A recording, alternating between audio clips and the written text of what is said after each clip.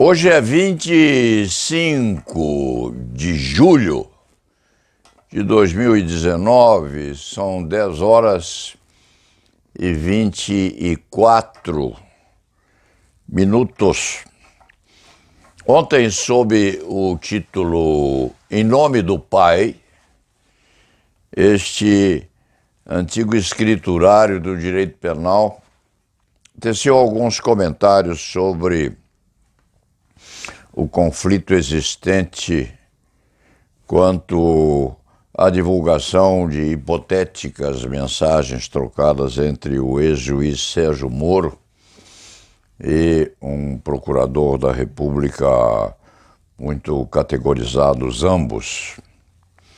Aliás, quando este escrevente da competência penal fez tais dissertações, não sabia ainda, evidentemente, daquilo que aconteceria mais tarde, porque haviam sido presos 4 hipotéticos hackers que teriam ou não envolvimento naquela captação das conversas secretas entre o hoje ministro e juiz e o membro do Ministério Público, competentíssimo, aliás, atuantes ambos nessa comunicação falsificada. Não sabia este cronista ainda quais os pormenores dos acontecimentos, mas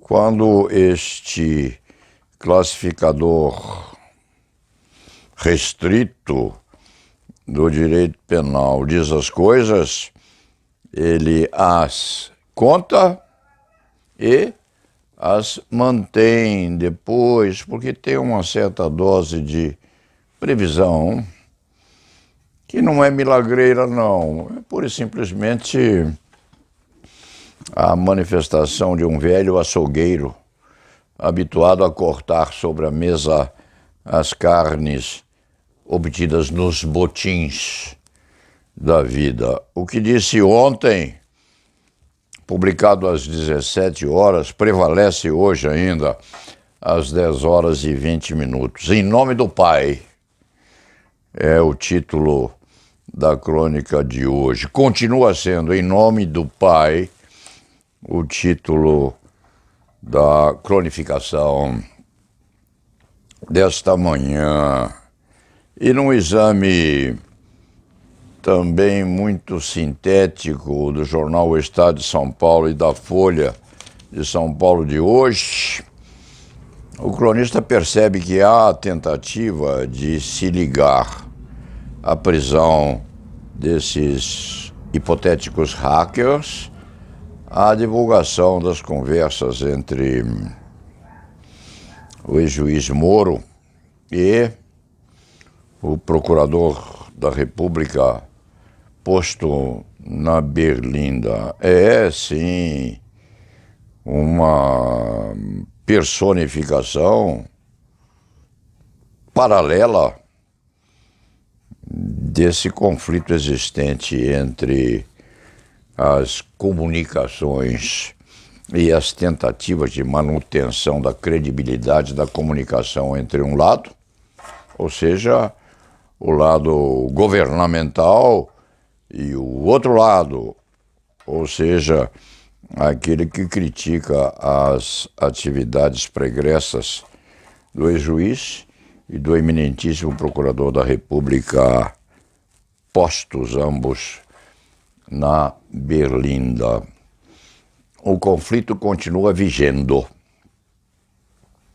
Pode ser que mais tarde isto seja absorvido. Este velho cronista comentou essa particularidade ao fim da crônica, quando falou em Savonarola, em fogueira acesa, e quem contribui para apagar o fogo. Mas, persistindo, embora este conflito com o Estado de São Paulo mais morigerado, a Folha mais penetrante na fímbria dos segredos postos em contraposição. Curiosamente, as informações mais aciduladas ou mais ligadas ao ponto básico da discórdia não vêm do editorial do Estado de São Paulo e também não vêm das manifestações oficiais da Folha, não. Elas advêm da cronista Mônica Bergamo, que é, teoricamente, uma cronista social, porque fala em noites animadas, fala em sincronia na ópera Rigoletto, fala em curto-circuito e se manifesta sobre a noite paulista em geral, inclusive sobre óperas e sobre a presença de pessoas muito vinculadas à literatura brasileira. Mas Mônica Bergamo não é só uma cronista social, não.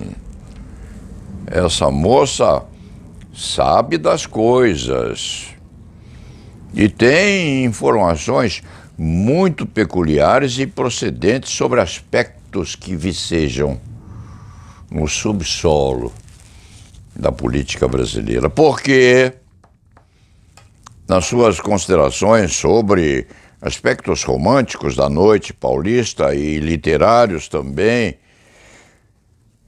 das peculiaridades da intelectualidade brasileira, ela comenta os questionamentos e os conflitos existentes entre pretensões do governo como investigador hoje e resistência dos críticos que divulgaram as hipotéticas conversas ou diálogos entre o juiz Moro e o procurador da República. Mônica Bergamo sabe das particularidades postas em conflito e no seu caderno de informações correspondentes à intelectualidade paulista e com fotografias muito bem postas, por sinal, comenta tudo na mesma, diz ela. Esta tradicional jornalista da Folha de São Paulo tem informações muito sintéticas, mas muito ligadas ao subsolo da política brasileira.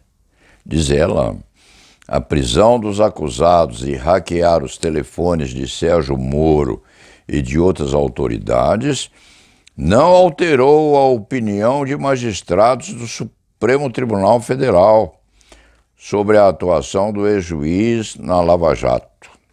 A corte segue dividida. Exatamente isto que este penalista muito antigo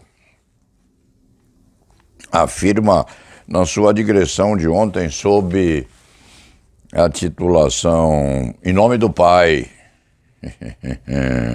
Disse-o sem saber das consequências de hoje nos jornais. Disse-o sem participar, inclusive, dessas informações privilegiadas que os jornalistas paulistas antigos têm. Na mesma, afirma Mônica Bérgamo.